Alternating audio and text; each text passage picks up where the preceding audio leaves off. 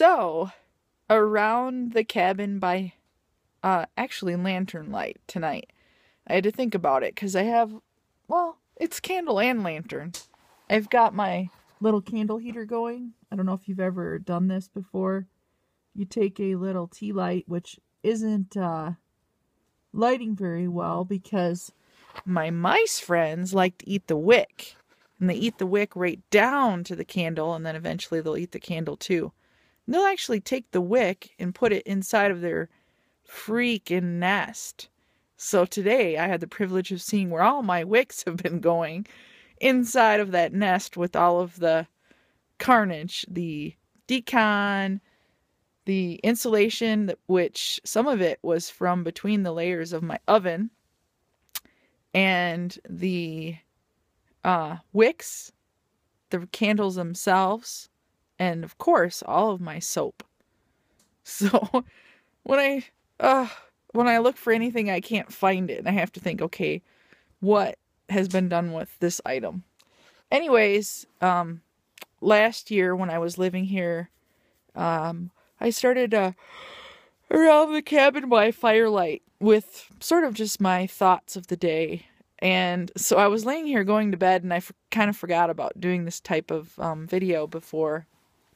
And I thought, boy, the things going through my mind. Whoops. Sorry about that. The things going through my mind are just not average.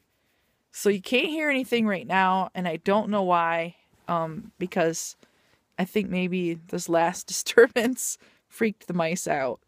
But it's been like mice races galore since I even got in the cabin, before I even got into bed. And I spray foamed outside. All you could hear was gnawing for at least an hour. Every single corner of the cabin, something trying to gnaw in or trying to gnaw out. I'm not sure which. I hope they're trying to gnaw in and not trying to gnaw out. Anyways, it doesn't matter because I heard two of them break through. So my dad taught me before that you have to use rodent resistant spray foam. And I didn't have any, so I just used regular old spray foam. And that one, he was so, focused on getting in.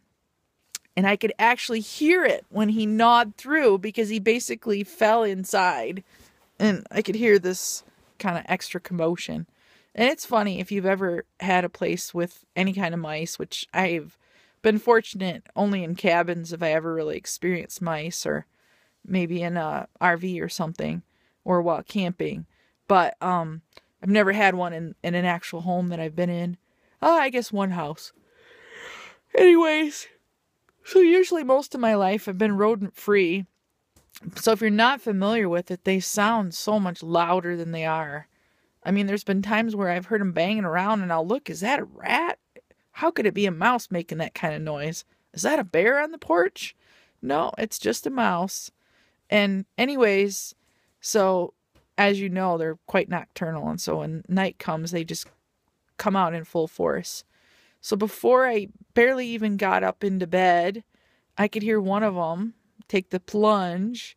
And I think I did a video about that already. He hit the water in my Canadian mouse trap. And I like doing the water thing because they suffer less. You can hear them swimming for a while. Then all of a sudden they just drowned. And so then it's silent.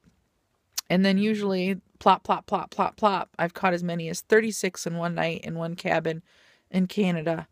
Well, so far tonight, I've got 2 Canadian mouse traps set up here. I just heard something. And I forgot, I set one up outside. I wonder if that's got any. I didn't check tonight. So hopefully in the morning that one will have some. I only have a few buckets. So I need to get some more 5-gallon buckets. But anyways, I've done a video about it too. So if you aren't familiar with what I'm talking about, just search Kelly Neitlinger Canadian mousetrap video. It was actually my first video ever. First YouTube video ever. So it's pretty cool.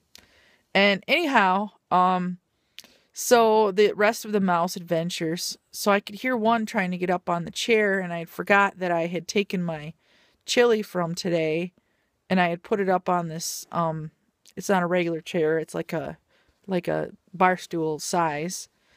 When I was taking the lids off the wood stove to relight it tonight, and then my plan was to put it back on so I can actually smell chili cooking, which I'm thinking the fire's going to burn down before it scorches, but I didn't have any more room in my refrigerator, which isn't even on. I just use it because it's a mouse-proof container for now.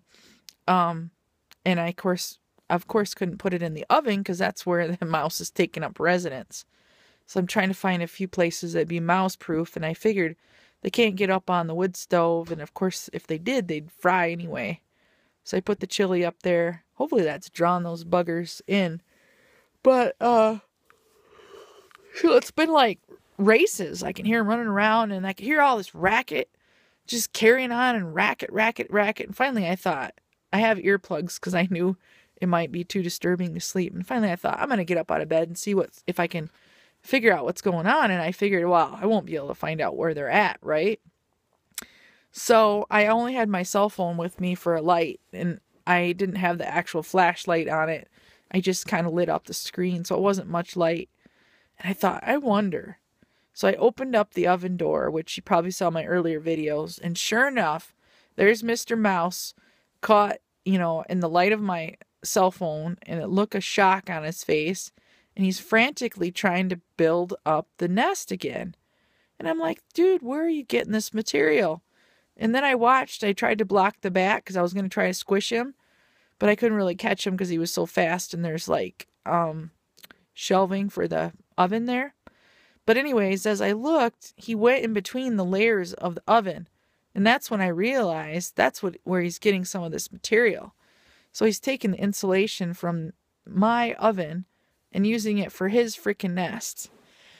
Anyways, so I had a mousetrap set up on the counter right next to the oven, and I noticed it hadn't been touched. And I thought, hey, this guy's so frantically worried about his home, he's probably not eating yet. So I decided to persuade him. So we'll see how lucky I get. So I took the mousetrap that was on the counter, and I slid it in the oven in the area where if it snaps shut, it won't get in the way of any of the brackets. And I'm just waiting to hear a smack. And I haven't heard him back, busy hurriedly making up his nest again.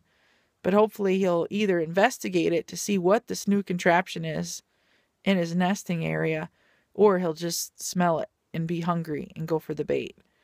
So I'm hoping I have several more dead rodentias in the morning, because I hate them. Hate them.